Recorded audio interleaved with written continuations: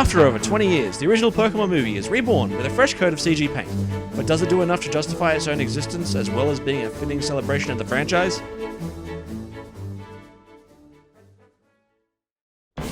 Ash, Misty, and Brock, the original trio from Kanto, are sent a mysterious invitation to journey to a desolate island by the self-proclaimed greatest Pokemon trainer.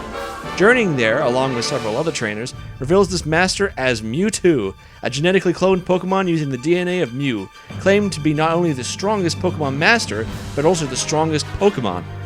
Ash and friends must battle against Mewtwo and his army of clones in order to bring peace between both sides and save the world. If there is one thing that can be said about this movie right off the bat, it's missed opportunities story-wise. There are no attempts to expand the lore, address plot holes, or even attempt to add anything substantial to the overall story. Coming back to the same story over 20 years later and adding nothing to it just reeks of a cash grab situation, with a team having no idea what to do with a story that could easily have been expanded to make characters more understandable, motivations more reasonable, and decisions more tolerable.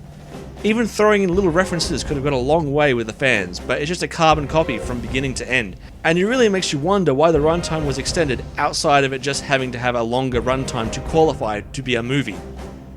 Where the movie does shine though are in its visuals, as you would hope it would. With its striking background animation, well done effects work, and cute Pokemon designs, it really pops and presents itself competently at the very least from beginning to end. Where it does falter however is in its human character designs. I've seen 3D human designs before in Pokemon, and I've never seen them clash as they do in this one. Having these hyper-realistic backgrounds and effects juxtaposed with these hyper-cartoony Pokemon and humans just makes them feel out of place. I understand this has also been tried in the past with movies like Detective Pikachu, but those humans were real, along with the more detailed Pokemon that could exist in the real world. It just doesn't work as well here. Also, Brock is terrifying, but that might just be a problem for me. The characters themselves are serviceable and ring the right notes nostalgia-wise though. They do what they need to do and push the plot forward at a steady pace, only faltering when they have to just sit back and let a battle or chase scene play out. Ash is really the only character who actively moves the story forward, but hey, he is the hero, so what do you expect? There also seems to be a little more emphasis on Team Rocket this time, at least I think they sing more, which I don't really need any more of after this movie. What is really going to impact on your enjoyment of the movie at the end of the day is your nostalgia for the original. Some of the original voice cast return, and those who don't are replaced by at least reasonable counterparts, but Japanese is also available if that's your thing.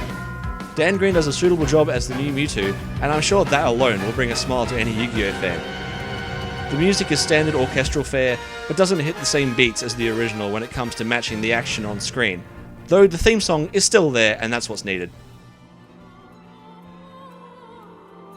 Overall, it's the exact same movie as last time in terms of story and characters, just updated visually. It loses the vacation short at the start, but gains an extra 20 minutes of screen time to the movie, which is put towards nothing. It has some of the original voice cast, mostly the Pokemon, but it just doesn't ring the nostalgia bell the way the original does. If you desperately miss the original, you can't really go wrong with this as something to put on the background, but it isn't going to win anyone over, address the same criticisms the original had, or set the world on fire.